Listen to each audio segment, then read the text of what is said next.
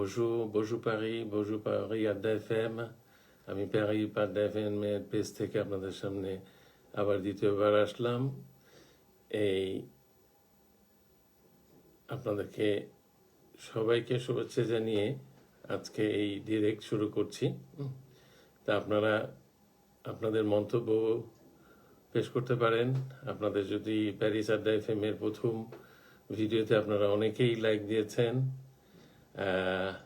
আসলে আমি ওইভাবে অভ্যস্ত ছিলাম না, যেহেতু প্রথমবারের মতো এসেছিলাম। দেখলাম যে আসলে আপনারা অনেকে ভিডিওটা দেখেছেন, ভিউয়াররা, এবং অনেক কমেন্ট করেছেন। এই জন্য আপনারাই আসলে আমাকে আবার এনার্জি দিয়েছেন যে দ্বিতীয়বারের মতো লাইফে আসা। তো ভালো লাগছে, আপনাদের সাথে আবার আড্ডা দিতে চলে আসলাম। এখন আপনারা অনেকে জয়েন করছেন দেখছি। তো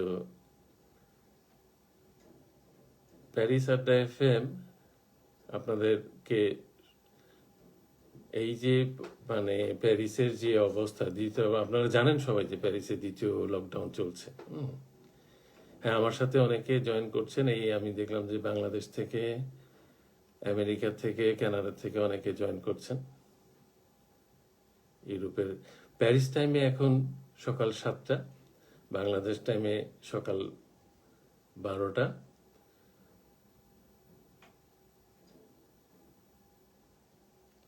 আমি আপনাদেরকে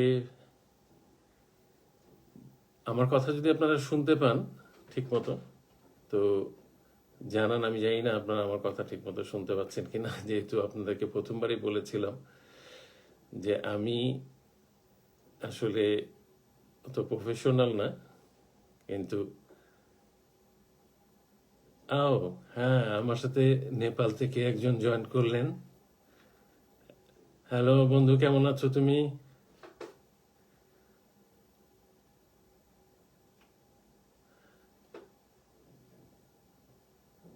হ্যাঁ, লিটন নেপাল থেকে জয়েন করেছেন। আশা করি বন্ধু তুমি ভালো আছো। আমি প্রথমবারের লাইফে আসার পরে আসলে আমার এক পুরনো বন্ধুকে খুঁজে পেয়েছি 38 বছর পরে। সে আমেরিকা থাকে। সে প্রথম লাইভ দেখে আমাকে চিনতে পেরে আমাকে জানায় যে সে আমার সাথে একসাথে পড়াশোনা করেছে রামপুরা স্কুলে।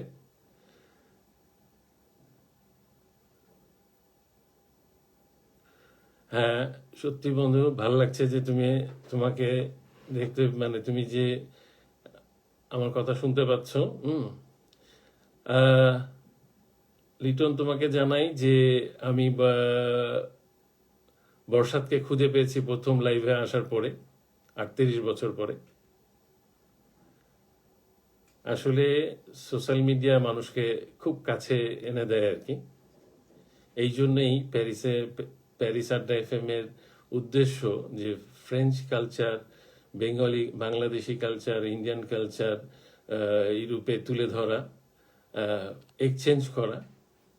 ফ্রেঞ্চ কালচারকে এখানে অনেক কিছু এই মুহূর্তে, যেহেতু প্যারিসের দ্বিতীয় লকডাউন, এই মুহূর্তে আসলে সব অ্যাক্টিভিটিস বন্ধ, কালচারাল অ্যাক্টিভিটিস।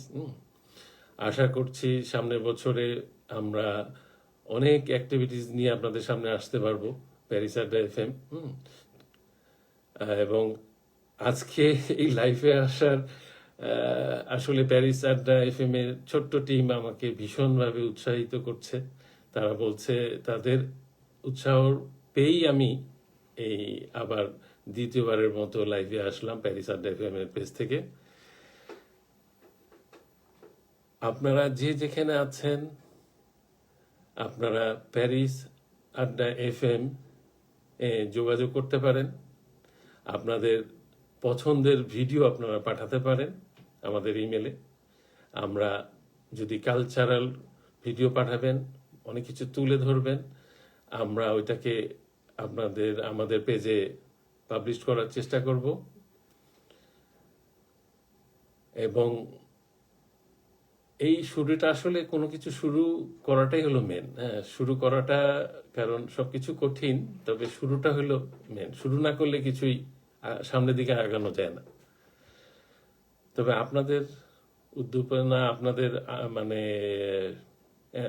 আপনারা যদি আমাকে সত্যিকার অর্থে এনার্জি দেন, তাহলে আমি সামনের দিকে আগাতে পারবো। আমি কাজ পছন্দ করি, আসলে মানুষের কাজ ছাড়া কিছু করতে পারে না। কাজ মানুষকে অনেক আগিয়ে নিয়ে যায় সামনের দিকে। আপনাদের দোয়া কামনা করি। আরও একটা সুখবর, যে প্রথম লাইফে আসার পরে আমাকে অনেকে বাংলাদেশ থেকে, বিভিন্ন দেশ থেকে টেলিফোন করছেন, করে আমার সুস্থতা কামনা করছেন। এটা আসলে আসলে আমার খুব ভালো লেগেছে।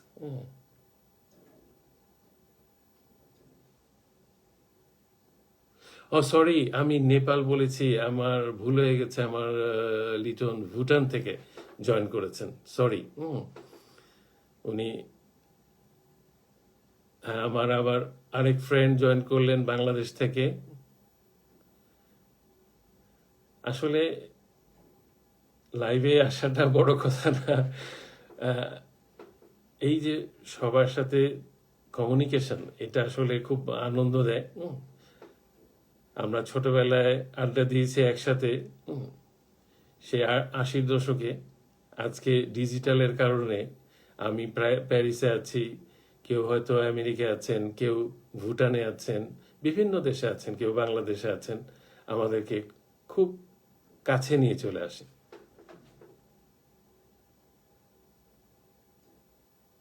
আমিন, কেমন আছো তুমি দোস্ত? আশা করি ভালো আছো।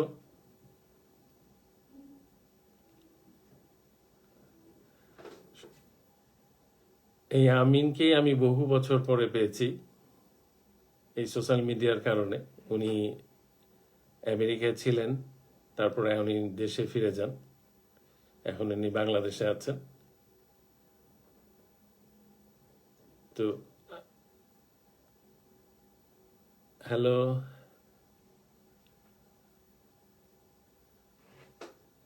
আমি সকালে প্যারিস টাইমে সকালে সবাইকে ভোরের শুভেচ্ছা। এখানে সকাল 7টা বাজে।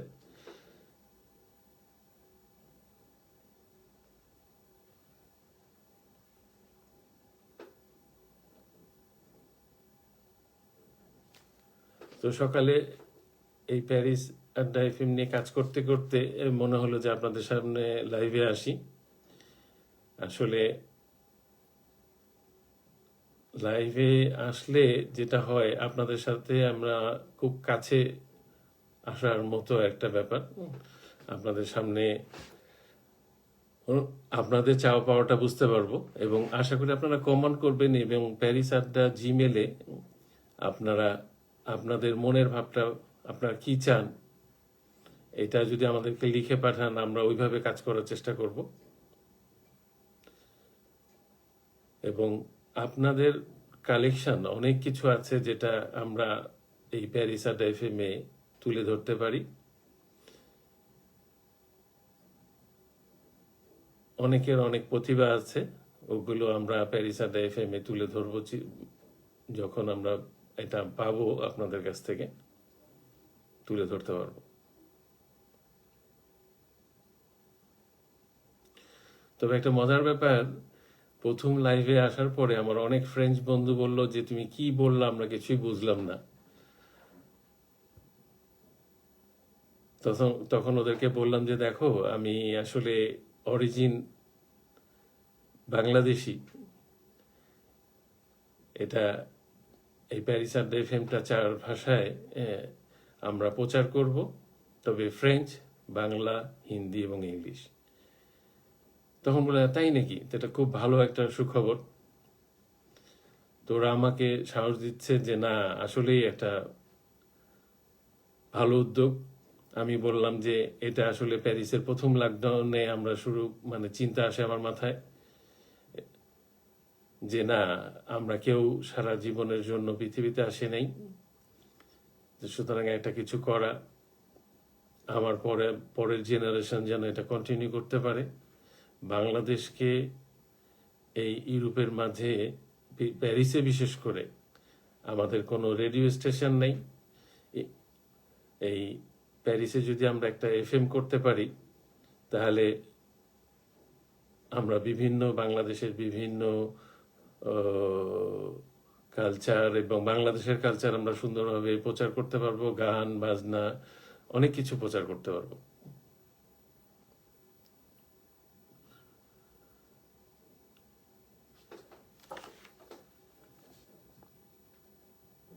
প্যারিসে অনেক মিউজিয়াম আছে, অনেক কিছু দেখার আছে। প্যারিস আপনারা জানেন এমন একটা শহর, বিশেষ করে যারা আর্ট কালচার পছন্দ করে তারা প্যারিসকে মানে এত ভালোবাসেন।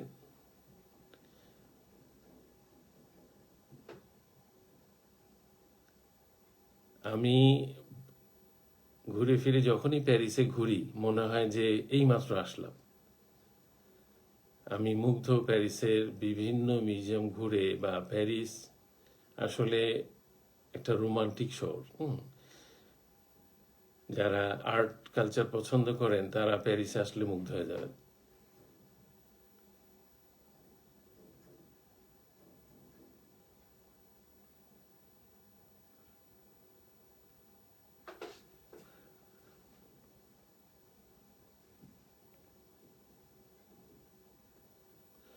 বাংলাদেশের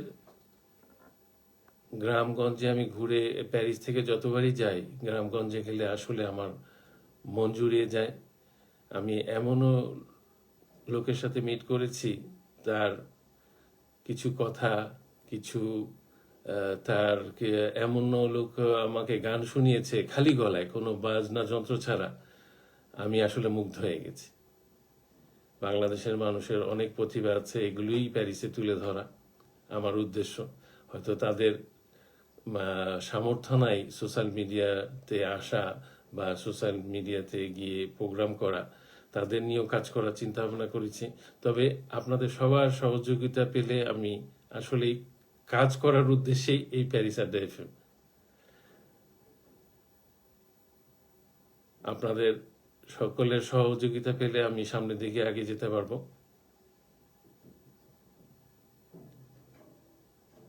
তবে আজকে বেশি কথা বলবো না, কারণ প্যারিস টাইমে সকাল, এই কাজে বসবো। তা কাজে বসার আগে আপনাদেরকে সবাইকে শুভেচ্ছা জানানোর জন্যই আসা।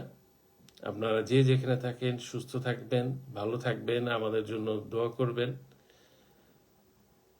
আবার দেখা হবে, আবার আসবো আড্ডা দিতে। তো আজকে এখানেই শেষ করছি। কাজ করব এখন। এখন সুবিধা হয়েছে টেকনোলজির কারণে ঘরে বসেই, প্যারিসে যেহেতু দ্বিতীয় লকডাউন চলছে, ঘরে বসেই অনেক কাজ করা যায়।